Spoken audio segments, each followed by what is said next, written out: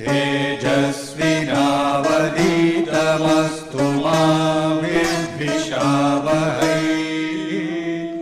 ॐ शान्ति शान्ति शान्तिः।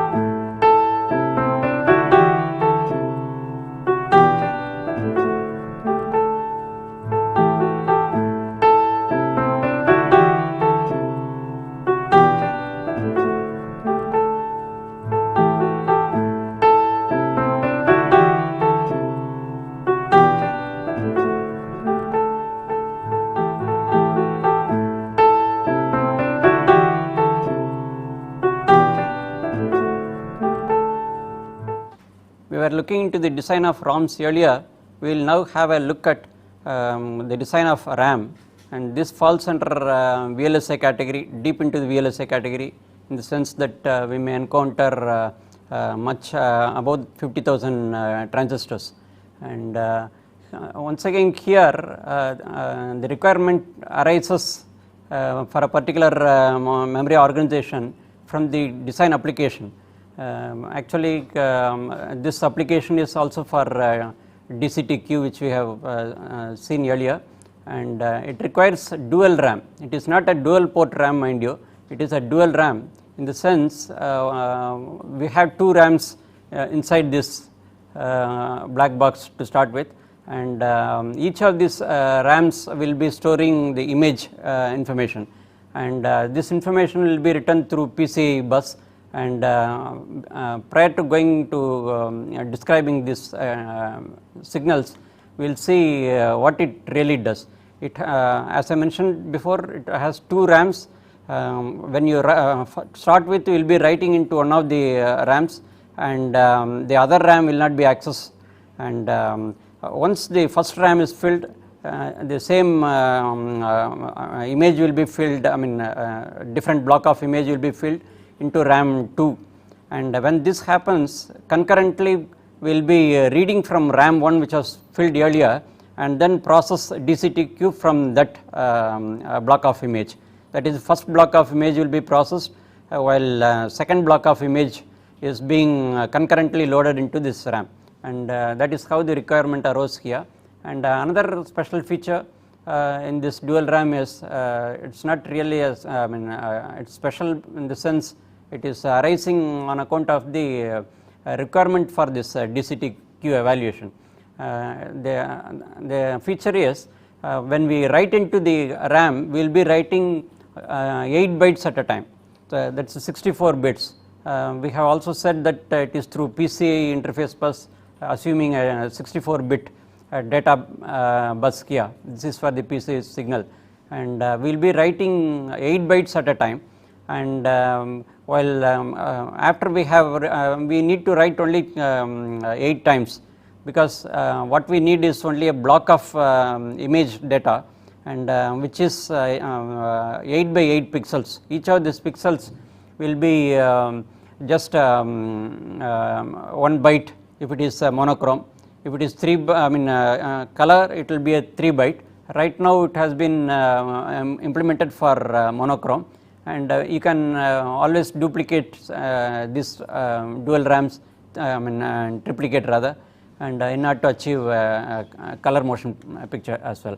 And here as I mentioned before, we will be writing into one of the RAMs here, and in order to write what we need is a separate input here. It should be 8 byte in width, that is 64 bit, and this is the PCI compatible input bus through which we will be writing the actual data, image data. We have in bus arbitration logic earlier, we have precisely considered this particular application, and we have seen that video grabber is used, and on it goes over to the codec thereafter, and within the codec this is the design that is been housed, and when this is valid is indicated also. This is also we can derive it from the one of the PCI signals, and there are many more PCI signals. We are not considering all at this point of time. You can bunch all the other requirements into what is called a data invalid. So when this data is valid is being indicated here, and once again there are 8 bytes, and each of these bytes when it is valid will be indicated by BE signal, stands for byte enabled. This is also a PCI signal, and there are 8 bits totally, and whichever is made 0, either 0 or 1, so we can always invert the logic if you find any mistake. So I think I have assumed 1 here, maybe 0 is the right thing. So it all calls for just inversion in the logic later on. So to start with, suppose you make a particular B bit go high, then only that byte will be written into, and in real practice, being a 64 bit, all the 8 will be active simultaneously. That is the implication there, and so in order to write here, we need only 3 bit address for write address, and this corresponds to 8 such locations, and each location is 64 bit in width. So you have a question? Wouldn't you have followed that 3-bit notation even for that byte enable also, instead of using 7 bits? Let's say this is not my making, this is part of the PCI specification, so you can't help that, right? So here I am at liberty to do that, so I have made what you had expressed, and what you have written you can also read, and prior to reading we should know whether a particular RAM is in write mode or read mode. It will one particular RAM, out of there are 2 RAMs, say RAM 1 and RAM 2, out of these 2 only one RAM will be in write mode, the other will be in read mode. So and that is how we accomplish continuous stream of image being fed in. So processing is happening concurrently, and in order to distinguish this one, you have another control called R and W, N for negative, that is low, read low, and write is high. This is the nomenclature adapter here, and these are all the design, signals pertaining to the design, whereas DI, then PCI clock is also there. These things pertain to the all these 4 pertain to the PCI bus, and there is also a system clock for this, especially for evaluating DCTQ. So that clock is this here. So there are 2 clocks here, one is PCI clock, other is the system clock, and once you have written into a RAM, so what we will be doing, we will change this value so that the 2 RAMs interchange their roles. So what was written into will now be read, and you need a read address, and that's once again it is 8 locations read, that is what we are seeing here, and as I mentioned, there is a special access in this RAM which is quite different from the conventional. In fact, the whole design is totally unconventional, and that special feature is, as you write, you will be writing along the row. The organization is 8 into 64, so all along the row you will be writing into, but while reading you will have to read it vertically. That means to say, let us say there are location LOC 0 through 7. So we will be reading LOC 0 higher order bit, byte 63 through 56, and location 1 next same number of bits, and so on. So, what you write horizontally or row wise, you will be reading vertically, or so that is the requirement arising from the DCT algorithm the speaker has developed earlier for DCTQ, and which we will be considering later on. And with this background, I think we will be in a position to read go through the design. So, before this, let us look at the comments here. RAM 1 and RAM 2 are the dual RAMs, 8 into 64 bits each. If RAM 1 is in read only mode, then RAM 2 is automatically configured to the write only mode, and vice versa. This is what we have already seen. Write the RAM row wise and read the RAM column wise.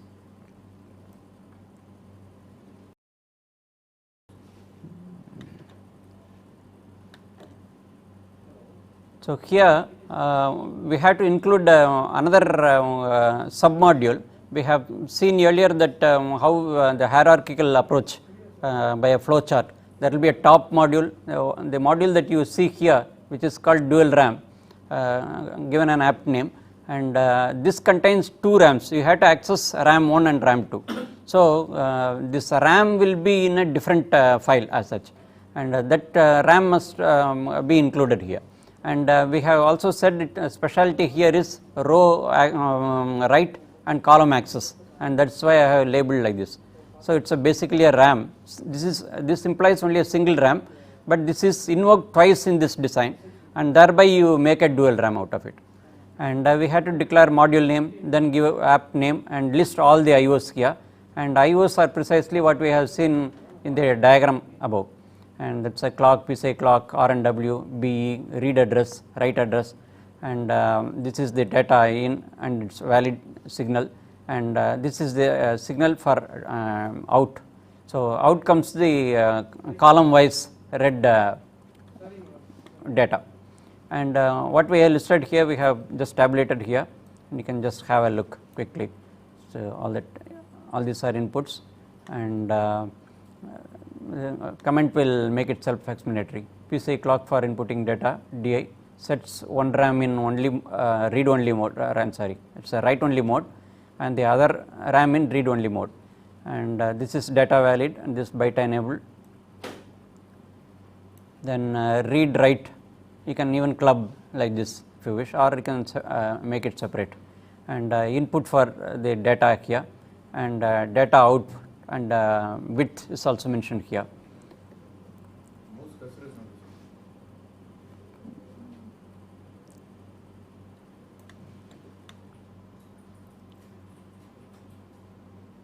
We have a signal called switch bank, and this is nothing other than R and W inverted. As you can see in this statement, assign switch bank is inverted signal. So, why it is inverted I will explain a little while, and we have two outputs corresponding to the two RAMs. That is why we have nomenclature it as DO1 and DO2, and DO next, as we have used earlier, is the is to indicate the next value of DO, which is the register value which will be at the next clock positive clock edge after this DO next goes active, and DO is the output, and we had to declare all this as wire because they are all assigned statements, and this is basically it is in always block with a positive edge clock, and they are all basically registers, and so this particular control is to configure RAM 1 and RAM 2 for read or write mode respectively to start with. So, that is why we need here, and this will be more clear when we really go into the actual module. So, now we are in the dual RAM, this is the top design, and we are going to call sub module such as RAM RC, and this is what we are going to see later, and here we call this design twice, once for invoking RAM 1, and all the IOs are listed here, and this is precisely the same IOs that we have on dual RAM, namely clock, PCI clock, RNW, BE, read address, write address, everything is precisely same, and DI and DI invalid and final output, and except for the fact that we have a, 2 such RAMs invoked in this design, and otherwise this signal listing is precisely the same. So is the case for the RAM 2. So we invoke this RAM twice and thereby get 2 RAMs in this particular design, and how we blend this we will have a look. And here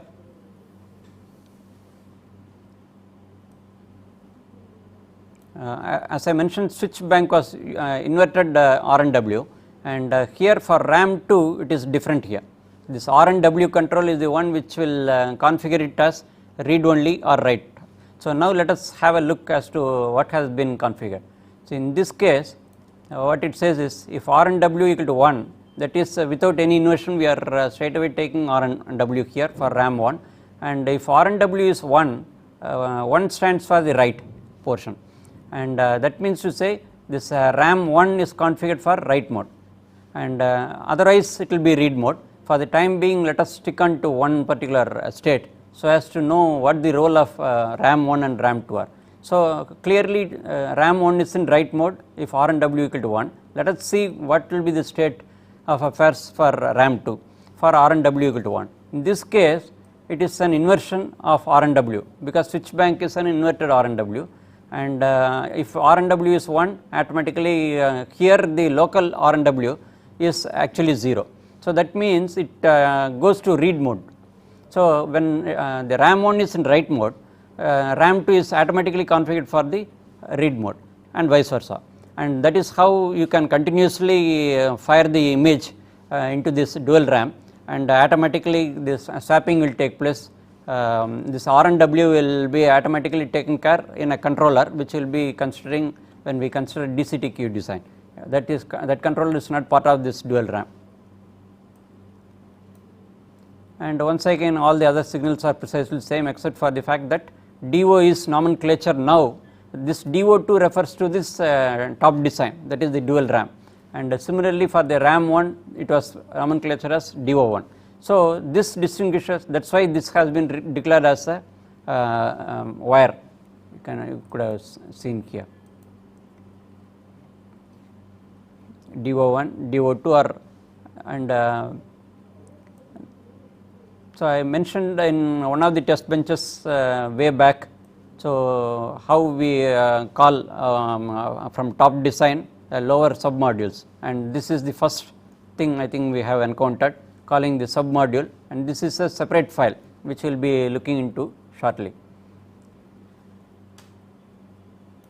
So we see that if R and W equal to 1, RAM 2 is configured for read mode, otherwise write mode. It is exact reverse of the RAM 1 condition. And here what we do is we need to have we want to have pipeline stage, we want to register basically. So that we do only at always positive edge clock, and here the final output is DO, and the DO is derived from basically a DO next. This in turn is derived from either RAM 1 data output or RAM 2 data output, and that depends upon this R and W control. And the reason for one delay is being invoked here is to delay the actual R and W by 1 clock pulse, just to keep pace with this delay, because we are outputting at after clock edge. So in order to keep step with that, we are delaying that, otherwise the whole thing goes topsy-turvy. Just one error you make, the whole thing will become totally dead system. And in fact I landed up in such a trouble after a few days only I could discover that. So be on the lookout for such pitfalls, and is this clear to you? And so that is how you get D0 next at the final output, and this is what you want, either a RAM content from RAM 1 or RAM 2 content, that is for reading. While reading only this is valid here, and while writing it from the PCI bus it will be straight away written. When we go into the RAM details, the next file, that will become clear. So this top design is a very simple design here. It merely invokes 2 RAMs, and that is the end of the module there, and we will go into the RAM RC, this is another file, and this file is being called by dual RAM, that is what is indicated here. And RAM size is, as you know, 8 locations of width, 64 bits, and writing is done with row addressing, reading with column addressing. This also we have covered for dual RAM. Same thing applies for RAM RC. And once again the IO details are exactly the same as we have seen before, and the listing of the same. So now we have this special command called regmem. We have seen before that we can have RAM of size 64 bit and location 0 through 7, this being the highest order. So location 0, location 1 and so on, location 7. We have seen earlier in the ROM design. Same thing can also be used in RAM design, and only here the difference is it was read only there in ROM, and here it will be both read as well as write, and DO is the final output for the RAM. It is basically a register array of 8 into 64 bits. That is what the meaning of this statement. And we are using different, internal, as in ROM we are using lots of internal signals and of different bits. That is what we have listed here, and address is also either read address or write address. So a common address is invoked here, and width is 3 bits because we need to address only 8 locations. And as in ROM design we will have a location 0 through location 7 here, and they are all combinational circuits, therefore they have been declared as wire, and width obviously is 64 bits here. Then we also have signals derived from B7 through 0 we have seen earlier, that is different and from this one. This is local and there is more to this here, and they are all using assign statements, therefore they are declared as wire. And we also want to access column wise, we want to read column.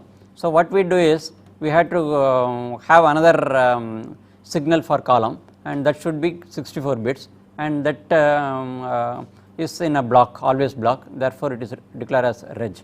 Now let us see how to get address. We have seen before we have an address. This is nothing but a write address or read address of the RAM depending upon the R and W value. This is a mux implementation here. If R and W is 1, naturally write address is put into the address, otherwise read address, and get write address R and W equal to 1 or read address. That is the precisely what the comment is also saying. And we have another variable or signal rather called memory data, and this is nothing other than reading that regmem. So that memory is being read here with the address as ADDR, and this address would depend upon R and W. It could be a write address or read address, and fetch the memory content. That is what it says here.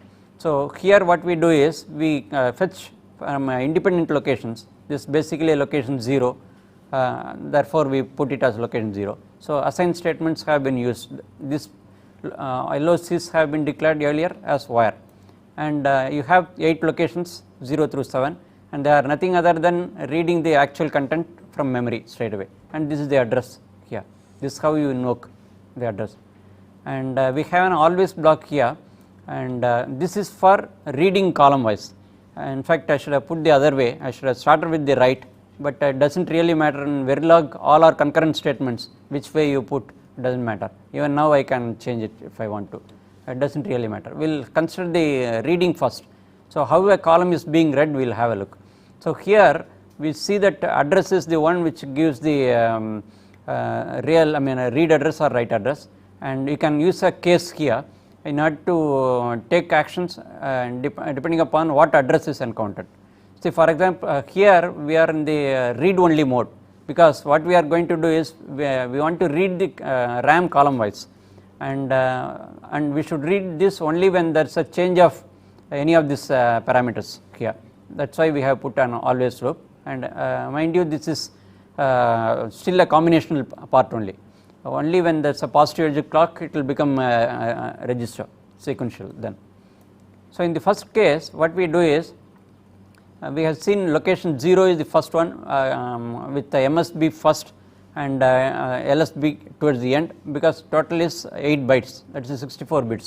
So what we are going to do is we want to read column.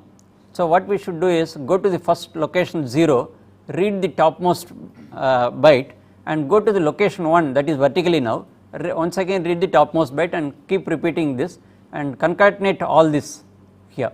So you have total of 8 into 8, location 0 through 7 is 8 and each is 8 bits. So all the 64 bits are intact, that is now row wise it is put, but actually it has been read column wise from the RAM. While writing it will be done row wise, which we will be seeing later. So this column gets this value for 0 0 address. If the address is 0 0, it has to get from location 0 onwards, but other locations are also involved because it is column wise reading, right. So that location 0 etc. have lost its meaning because of that. And here for address 1, what you need to do is exactly say all the locations are involved, but next byte is involved. You see 56 is the last one. So here it will start from 55 to 48, next 8 bits, and likewise for different addresses it will be different, and that is the reason why what was put row wise like this we read column wise. So you have a doubt? Doesn't it mean that you have to fill a complete table before you start reading it, isn't it? Yeah, that is what I was saying. I should have mentioned the write first, then it would have shown you a clearer picture. But even now generality is not lost, or working functionality is also not lost. Shortly we will come to that. So for different addresses it is precisely the same thing, each time only the bytes keep changing. So to lower and lower order, finally when you strike say 1111 for address, that is the last one, you see that 7 through 0, which is the last, 63 to 0 was the one, and 7 last byte is being accessed. So this shows that we are accessing vertically, right. So what we had to see is, and default is also covered, you can either put a dummy statement or put some relevant statement there, and case ends here, and there was an always block actually, so begin and end here. And now we are going to see how to write. Prior to writing, this writing is going to happen through the PCI bus. Another PCI master such as a video grabber we have seen earlier will be writing into this core straight away, and this will be housed in the video codec that we have seen earlier example. So in this what we are going to do is, we have also seen in the block diagram at the start that BE7 through 0 being used as part of the PCI signal. This is a PCI signal straight away. Now we are going to generate from this almost similar looking name, but difference is, I mean this is a different thing from this, it implies that particular bit, right, and this is derived from ANDing R and W as well as DI invalid. R and W means it is equal to 1, 1 means it is in write mode. So whenever we are in write mode, only then this should be computed, and all of them are assign statements, therefore they have been declared as where earlier, and data in is the one we input the data, and corresponding valid signal is this one. So unless the signal is valid and unless it is in write mode, we should not write into that, and this is just a preparation, merely a byte enable only done in this fashion. In case you do not have higher order address from the PCI bus not decoded, you can decode that and include in this DI invalid. Enable write only if B is 7 equal to 1 and so on, that is the implication there, and if it is reverse, we may have to reverse the logic here. So we have only to put one inverter at the appropriate place. So any last minute changes can be very readily incorporated in Verilog that way, and same is the case for other B's here, and except that different byte enables are selected for that. So in order to write, we need to look into the positive edge of the PCI clock, and this PCI clock, as I mentioned, if it is PCI X bus it will be 100 megahertz, other PCI bus will be operating at 66 megahertz or 33 megahertz, and it can be 32 bit or 64 bit, and PCI X comes I think in 64 bits, and we have taken 64 bits, and we have seen bus arbiter giving over 250 megahertz operation, and these designs may not give that. So ultimately what counts is the overall speed when we come to the total design, and here in this particular writing what we do is write into RAM only if B is 7 equal to 1 and so on, otherwise do not disturb the RAM contents. So only now it will be valid, data is valid here and it is in write mode. And now what we how to write this, what we need is the address. So address is write address because R and W selects B is 7 only when it is in write mode. So evidently this address is a write address WA. So memory write address is going to be affected by these contents. What are the contents? We are going to write into this memory. So this is what we are trying to do. This is a PCI write, right? And in 8 clock pulses you would have written 64 bytes, whereas in DCTQ it will take 64 clock pulses to process. So that means writing time is very high, and this may have to be done from the video grabber, and that means you have lots of time for the video grabber, and because processing is going to take quite some time. And here what we do is what all we have here is we had to read the DI input. This is the PCI data bus, and we had to read the last higher order byte, and provided that a higher order BE7 is enabled, and if it is 1 then only this will be taken and assigned to memory whose address is pointed by this address. And if this is not satisfied, especially for read operation this won't be satisfied, then also this will be executed. So we have to take enough care for that. So what we do is simply write itself back to it. So this and this are precisely the same. So you write the very same data from this and write it back to the same byte. So that means you don't disturb the contents because it is in read mode. So it is taken care. So you had to be extremely careful while designing systems, and if you forget this one, naturally it will functioning will get affected.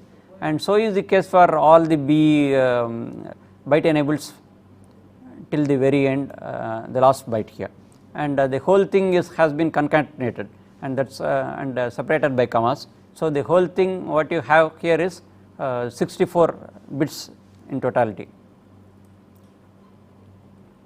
So once again here we need to output this, we are talking of the submodule RAM underscore RC, and the corresponding output is still a combinational output only, that is assigned from this column.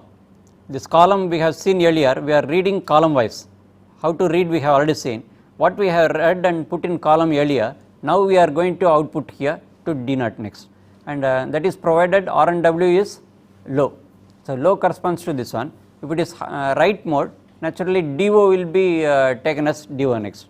So both it's scattering, the statement is scattering to both read as well as write, and read column wise from RAM only if R and W equal to 0, that is what I have said, otherwise do not disturb. And finally in the RAM underscore RC, at positive edge of clock we need to just push this D0 next into the actual output D0. This is the output that goes straight away as we have seen in the right in the block diagram which we started. And this is the test bench for dual RAM design, and as usual we will operate at 50 megahertz, and there is one more clock here.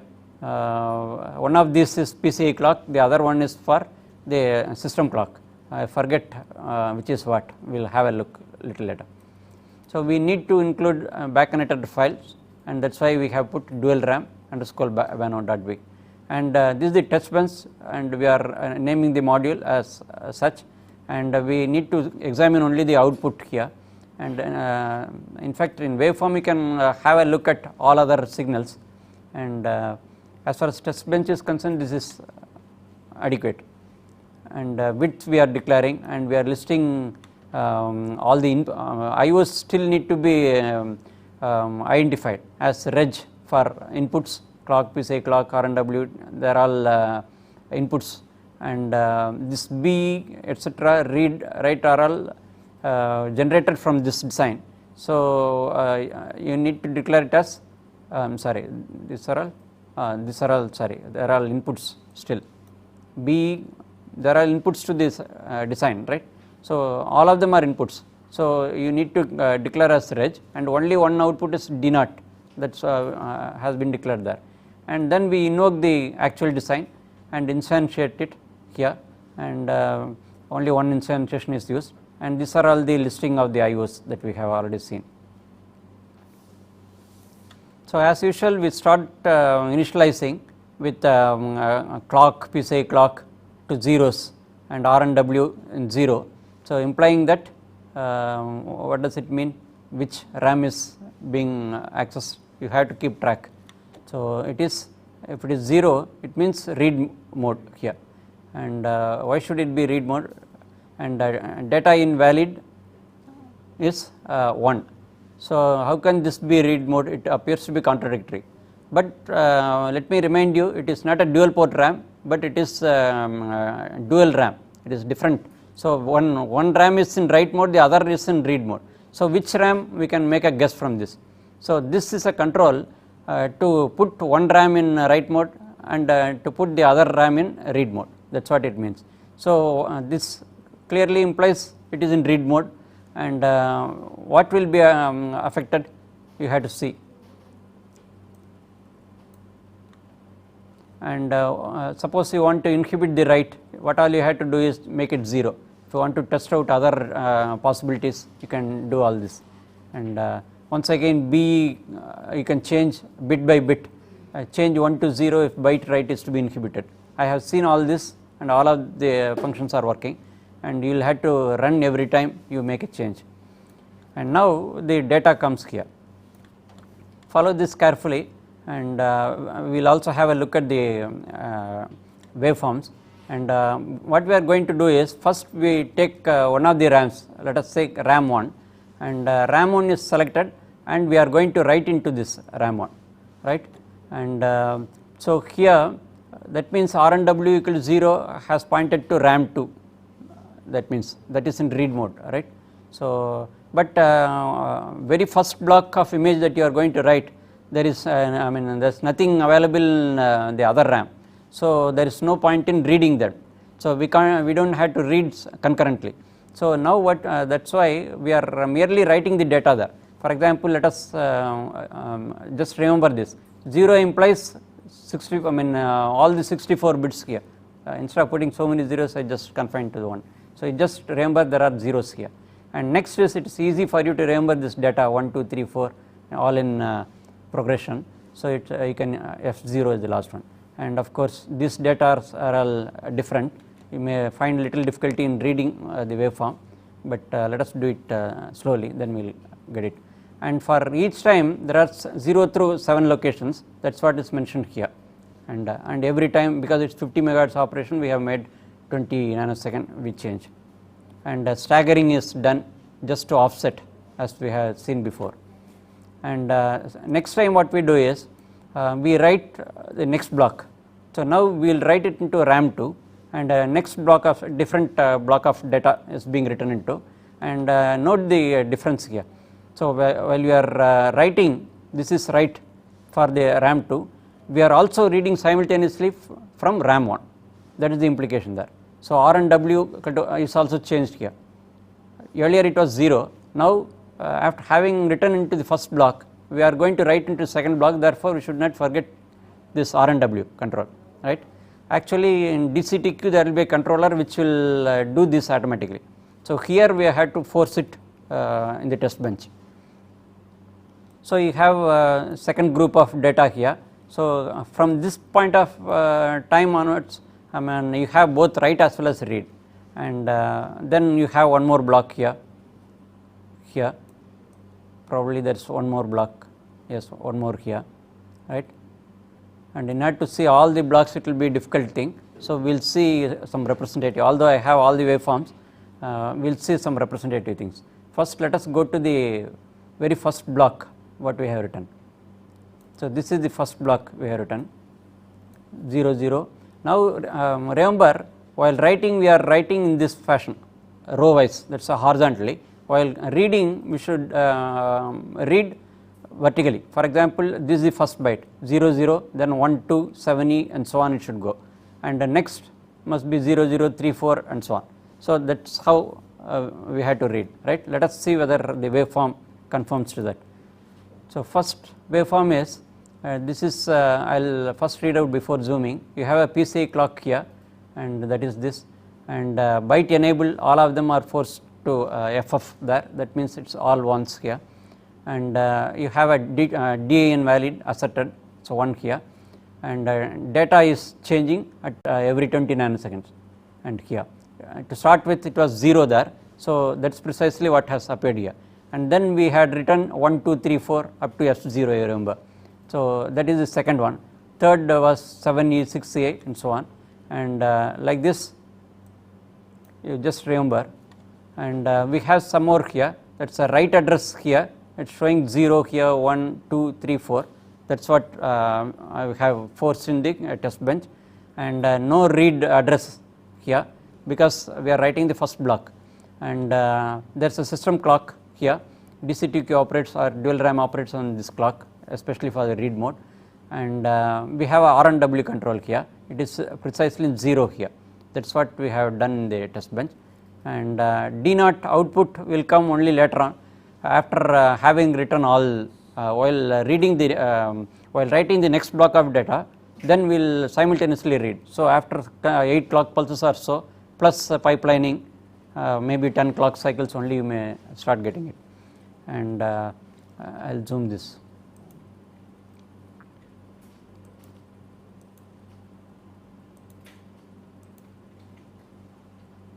So we have PCI clock B and so on, and this is the data in, you can see that 0 0 all this data, and time access here.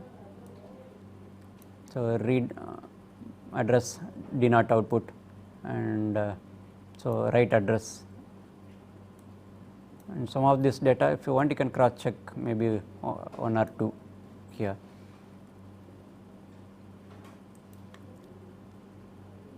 7E 6A and so on, right, 7631,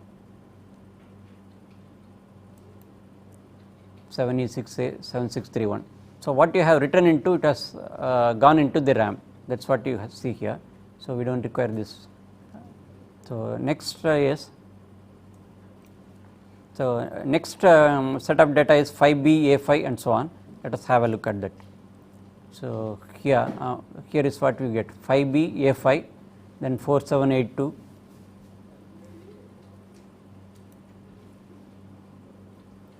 B 5 4782 and so on, right. So next block is being written into. Now let us have a look at the vertical reading, whether it is happening or not. So this is the first block, we should read 0 0 1 2 7E when we read. So let us have a look here. So I will zoom it later on. No, it's the second waveform also does not cover that.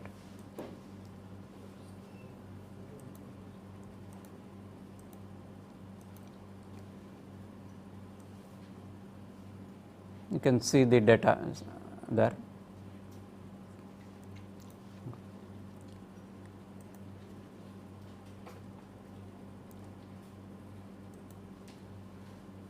So the third one is for the read. Now comes the first read here. So you can see here. So while this is happening, it is continuing to be written. Both are concurrent as I mentioned, right? And now you see that read address has become active, and R and W has switched over from 0 to 1, and this is system clock, and you can see the very first data here, right here, and I will zoom it so that you can read.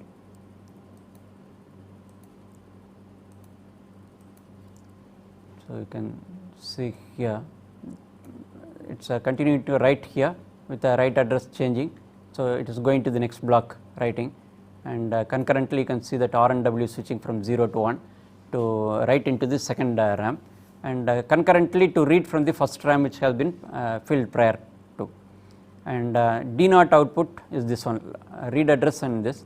So let us have a look here. So the output is here,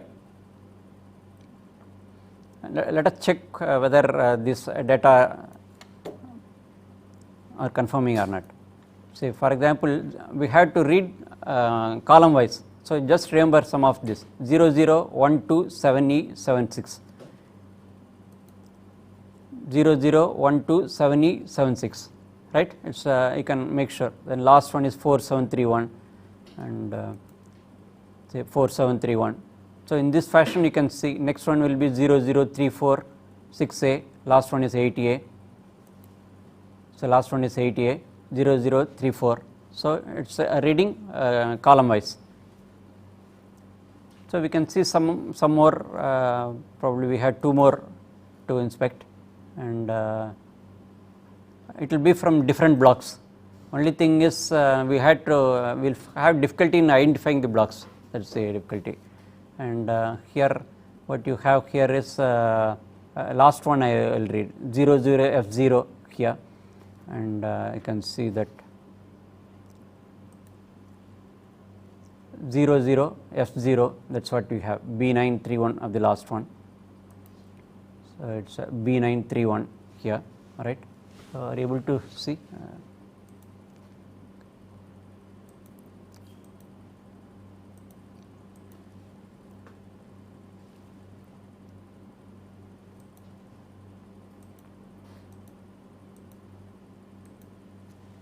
So, here you can see that. So, we have seen 00F0 B931, that is what it is, and one more waveform is precisely same, except that I think it is the very last block, it may have a look. So, let us just read the last one A519 etc. I will zoom this.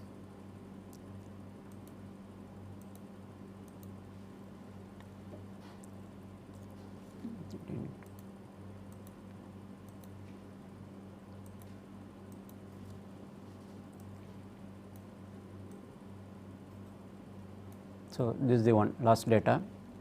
So, the last we had to go to the fag end of the blocks.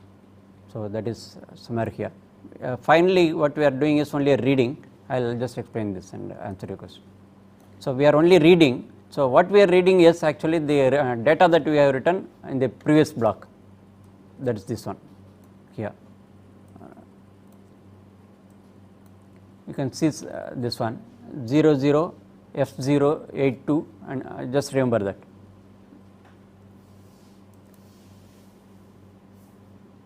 Are we there?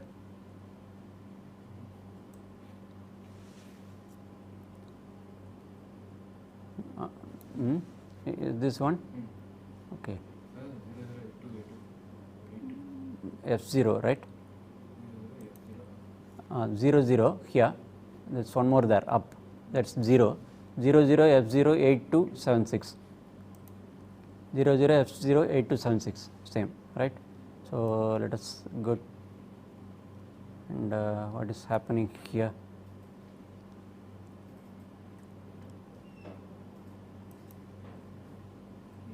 Can you identify that?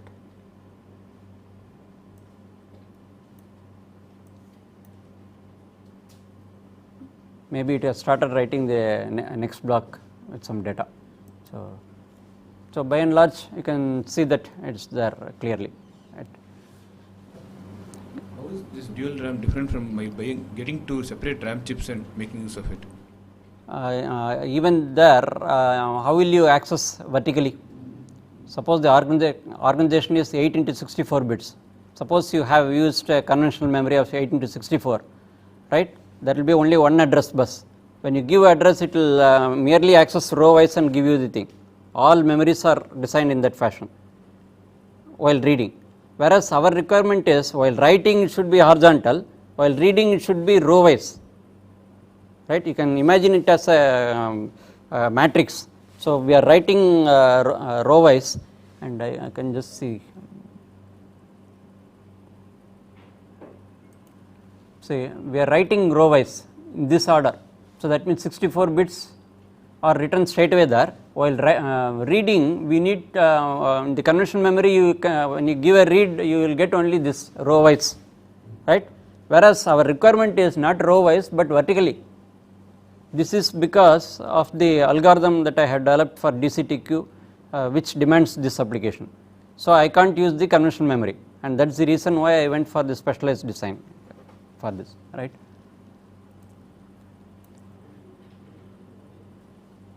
And let us have a look. Okay. So, we had 2 clocks, so they had to be taken care, and that finishes the test bench. Let us have a look at the simplified results here. This is the dual RAM design. So, clock, this is the system clock, it operates at 153 megahertz, and PCI clock is 133. So, you can safely go to PCI hopefully. Let us not jump to conclusion right now, because we need to see the back connected results, which will be got only in the Xilinx place and route, right. So, the device as usual have been the same, namely XCV600 highest speed available there, and these are all the distribution of various buffers, etc. And now, as I mentioned here in FPGA, we have they have special RAMs available. 16:1 has been pressed into service, and 128 such RAMs have been used in this design. And we didn't specifically mention this, but automatically the tool has done it. And in terms of LUTs, it takes 934 LUTs, and it's only 6% of the 600,000 gate. And this RAM is over and above those LUTs. And place and route results, once again number of slices, etc. are given. This here also it reports same 128 RAMs. And finally, the total gate count is, it is quite a high value. We have been so far considering only 2000, 3000 gates right up to the ROM design, and now we have made a big leap. So, because of the complexity involved the design, and it takes around 40,000 gates. If you take, I am sure you would have gone through a digital course, you may be aware of the package 74 LS00, a NAND gate packed in a 14-pin DIP. And each of this, if you look into the transistor organization, you will see that 5 transistors have been used there. So, if you take 5 transistors per 2-input NAND gate, and you take that as a standard, so you will get enormous value there. So, 150,000 transistors, it will, I mean 40 into 200,000 transistors. So, what crosses 50,000 is categorized as a VLSI, and that is how it is. And the maximum frequency of operation is 99 megahertz. We are just falling from magical figure of 100 megahertz, right. Thank you.